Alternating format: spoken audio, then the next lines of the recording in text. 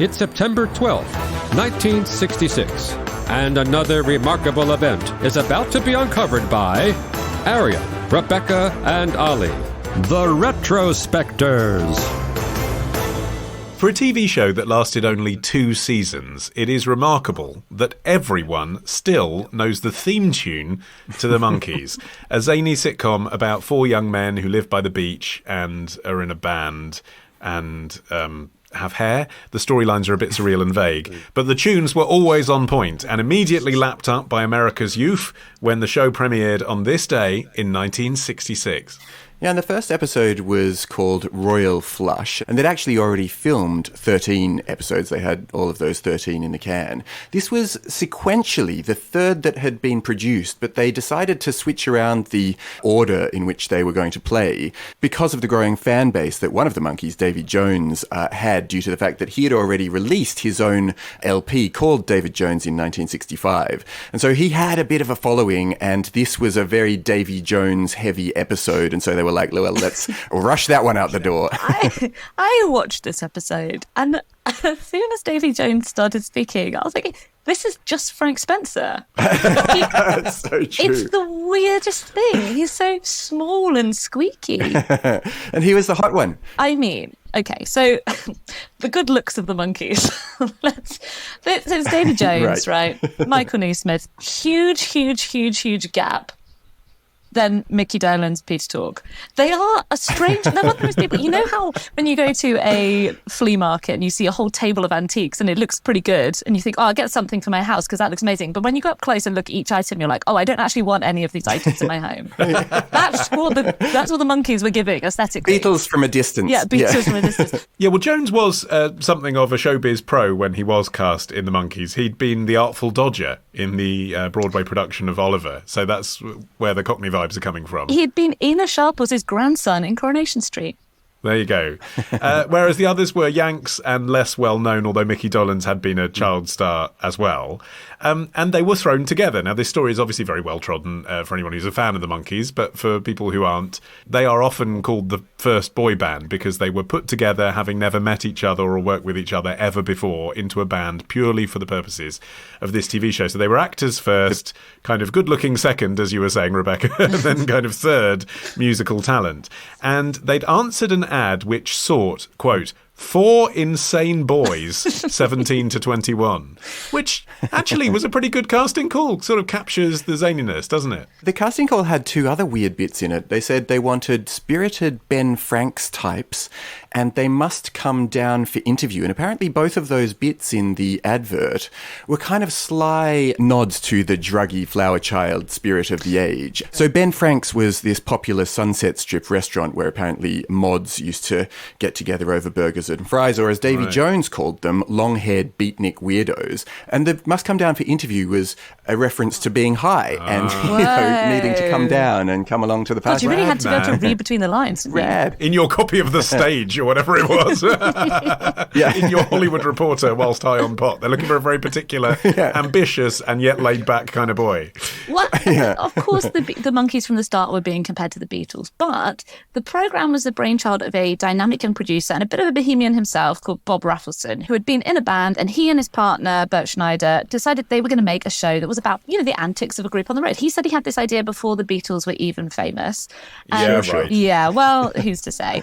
And Rafelson said later that his initial idea was to have a real band playing a fictionalised version of themselves, an idea that obviously would later be perfected with Miami 7, but eventually decided that it would be easier to create a fake band, which would also be a real band in the sense that they would release records as a soundtrack of the TV show, bit of synergy. But this ended up getting way out of control. If you've read the myth about Pygmalion, the sculptor creates his statue and it comes to life. This is kind of what happened. He created a fake band and they tore their way out of the screen and became a real band against everyone's intention. Well, but partly because of Rafelson's cool credentials himself, I think. I think that gets underplayed a bit. Because, yes, he had this nakedly cynical commercial idea.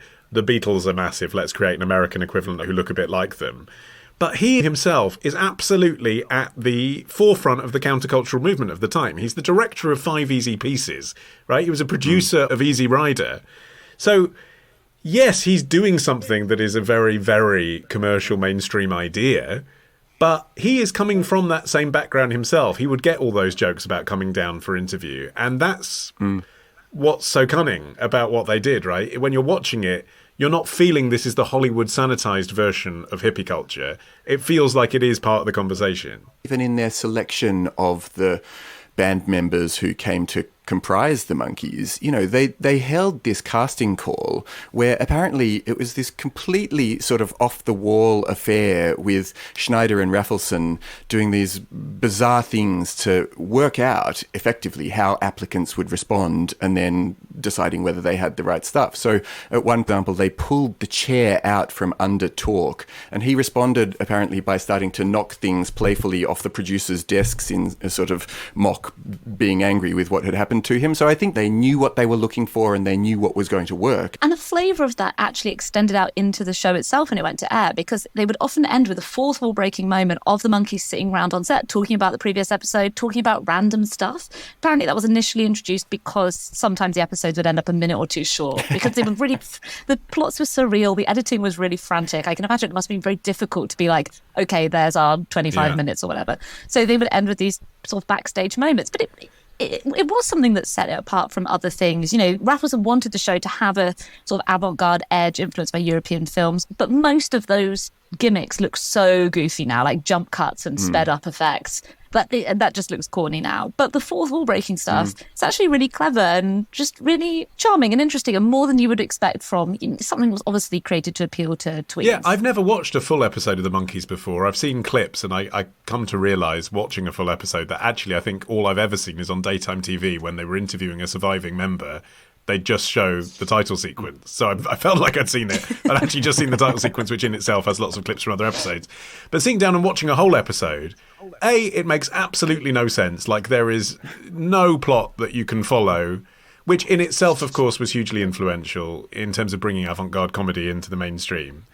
And B, the thing that really stuck out to me was that bit at the end. I thought that whoever had uploaded it to YouTube had accidentally stuck in a bit from a behind-the-scenes DVD. But no, that bit where they're all sitting around on director's chairs was part of the episode. And even now in the 21st century watching it, I was like, well, that's a change in shift. That's quite interesting. That's made me sit up. And I am not a 15-year-old girl from California. And this is the reason that it took almost a year between casting the Monkees and the finished pilot making it to air. They were trying to work out how to make the Monkees into a convincing fake band. Right. And now we think of the Monkees as a band, but if you put yourself in the mindset of the moment, they were actors who were playing a fake band. So they put them on instruments that they didn't necessarily want to or know how to play. Yeah. So Davy Jones was the only accomplished drummer, but executives naturally viewed him as the front man. They didn't want him sat at the back. He was already quite small. Don't want him sitting down in the background on the drum kit. So he couldn't do that. So they put Mickey Dolenz, who couldn't play the drums, on the drums. Like the gorilla in the Cadbury's advert all over again.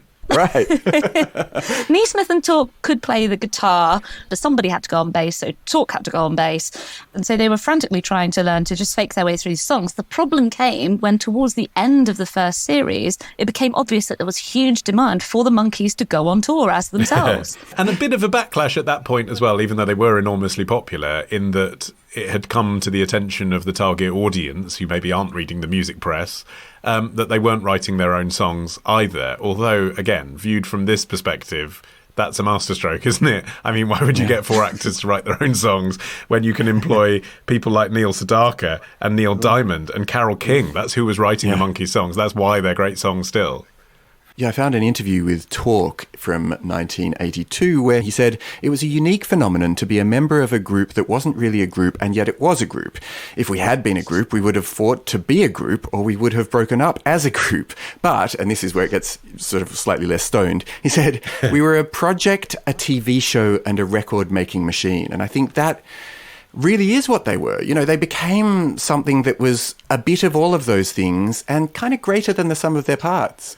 Monkey Mania, even in the US, however, was short-lived. A lot of it was to do with the fact that all four bandmates had really different visions for what they wanted to do, and their attempts to dictate the direction of the show. Keep in mind that they're all like 18, 19. I think Talk was the oldest. He was 23. So they were still really young guys, obviously high on the thrill of being in charge of everything and probably high also. Yeah.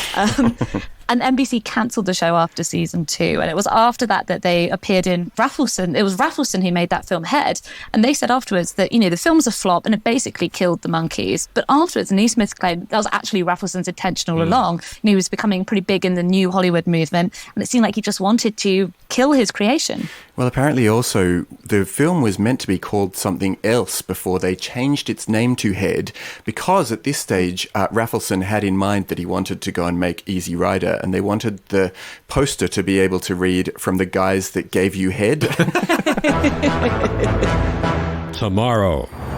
I mean, he's described in some accounts as pain-free, but it's pain-free in the context of having just had an iron bar exit his skull. Love the show? Support the show.